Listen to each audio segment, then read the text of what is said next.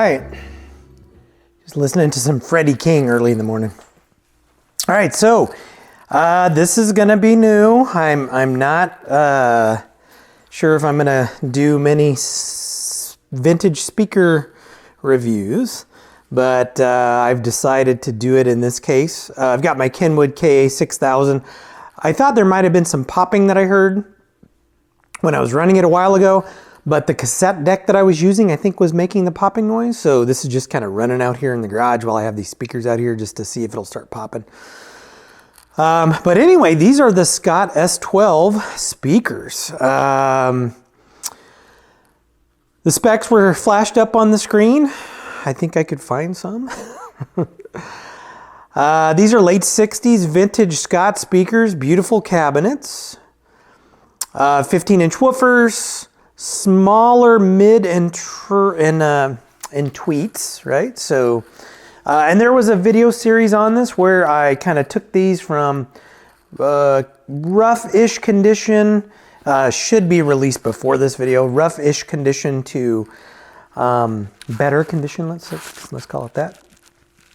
But what intrigued me about these and why I bought these was on Facebook. They came up on Marketplace. They were, I'll just tell you what I spent. $400 for them.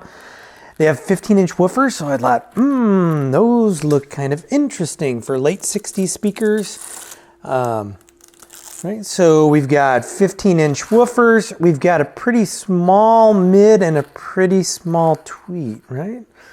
So they kind of reminded me of my Valencias, but the Valencias have a horn, right? So, yeah, they were just they intrigued me. I thought that they looked interesting, and I thought I would clean up the cabinets and replace the grill cloth and do a little series on them. So Scott S-12.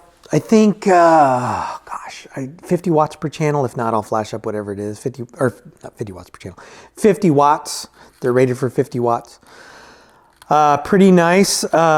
Very, very, how can I describe how these sound? So if you look at what Scott was doing in the mid to late 60s when these, as far as I can determine, when these were sold, Scott was still doing, and they were still probably better known or best known for their tube gear, but they were breaking into solid state. This was, at least in the one catalog that I found, or sales brochure that I found, these were the top of the line speakers. So I would assume that these would have been paired with like a Scott 299, I think is what it was.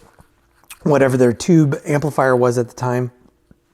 So I'm pretty sure the reason for the driver arrangement in these and the driver selection in these was for lower wattage tube gear. These seem to be pretty efficient speakers. So I'm thinking, definitely more for their tube, right? Their tube amplifiers than their solid state stuff. They've got a lot of low end naturally with 15-inch woofers.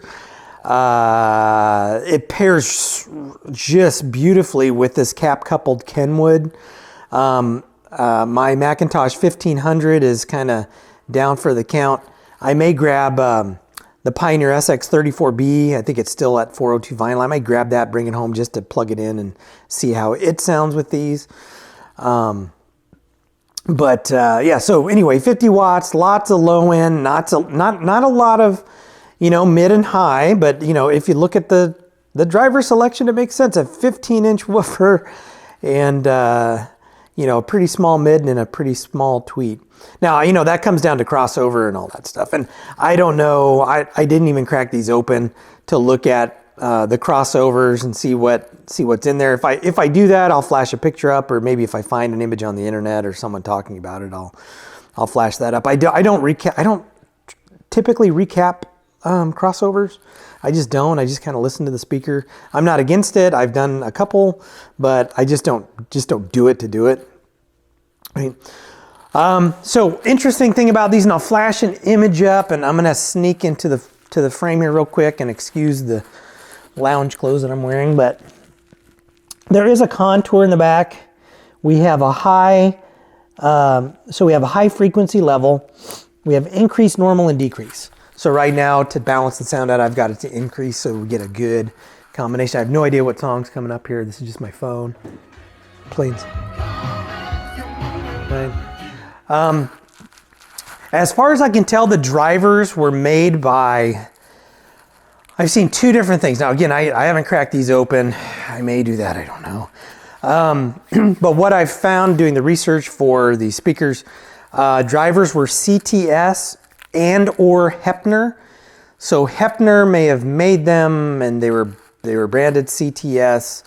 I'm not familiar with Hepner at all. But from what I found, they were making speakers, right, for consoles.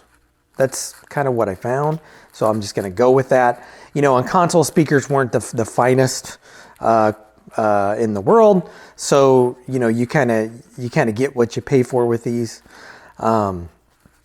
So kind of interesting. Again, you know, I could play some kind of random tune through this, but you're not going to hear how good these speakers sound for what they are, right? Now, are these as good as my JBL Barons or the Bozak 305s or the Altec Valencias? Not even close, right? But are these every bit as good as some smaller Bozaks? I think these sound better than Heresies I had for a while. I haven't done a head-to-head comparison, but I like horn tweets, so that just going by memory, and that's, you know, really crappy. I would say that these sound really, really good for what they are. Yeah. So anyway, here's the weird thing about this though. So, you know, I always do the pricing information on these. There's nothing. There's absolutely nothing. I don't know when I bought these.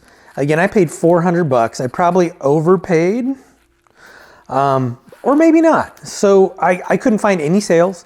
I couldn't find any listings. I couldn't find any information, right? At the time that I bought these.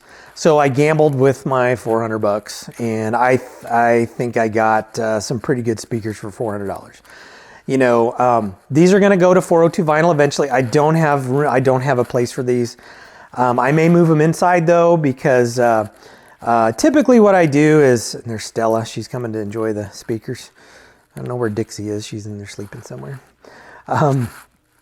You know, I will pick things up for 402 vinyl or for grapefruit as I see them, and I bought these with the intention of taking them to 402 vinyl, and I typically, for these, there's not going to be a lot of room, so I'll just listen to them for a while, and then I'll take them down there when I'm tired of them.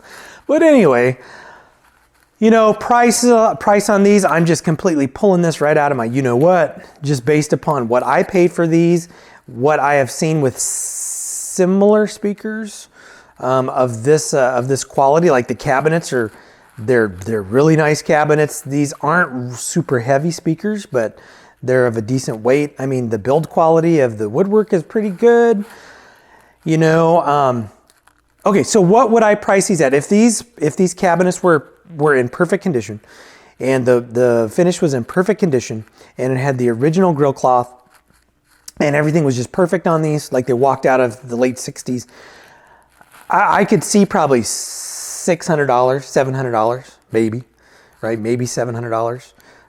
But again, I have no idea.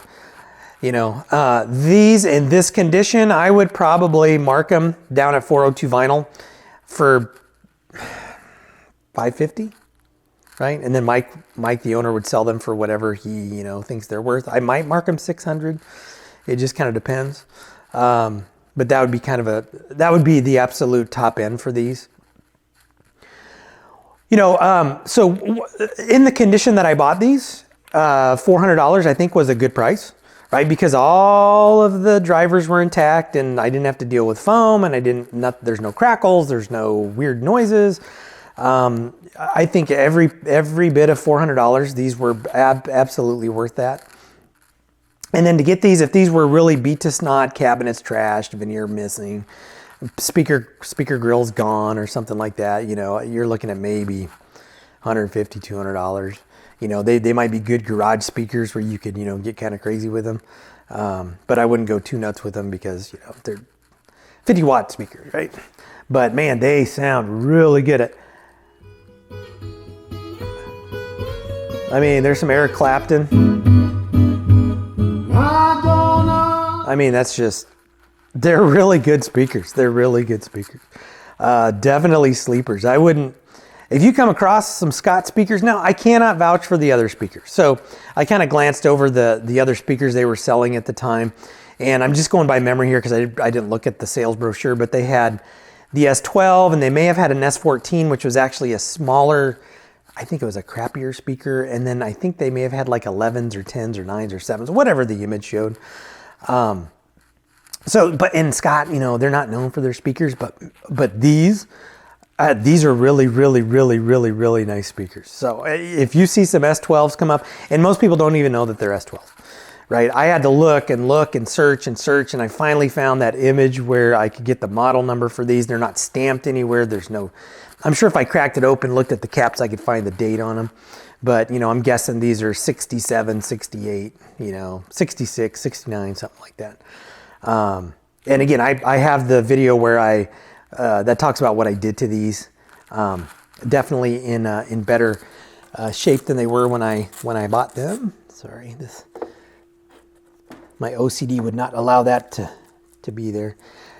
One thing the Velcro on these, not the greatest. I need to reattach some Velcro there. I need to put another staple in that upper right corner. So anyway, speaker review. Again, I'm not probably going to do many of these. I do have another project that I'll be recording for the channel. Some speakers. I got some JBL L88s that look like they were dragged behind a car. These are kind of fun to do, so I'm gonna work on those at some point, probably over the holidays. You're seeing this in November of 2025. I'm filming it in November of 2024. So if you're going to ask me questions about these, like, hey, what's this, what's that? I'm going to tell you right now, these are probably long gone by the time you see the video. So anyway, that was a Scott, Scott S-12s, good speakers, good speakers. Don't pass them up if you can get them at a good price, right? Beautiful sounding speakers. So as always, if you like what you see, like and subscribe. Catch you in the next video.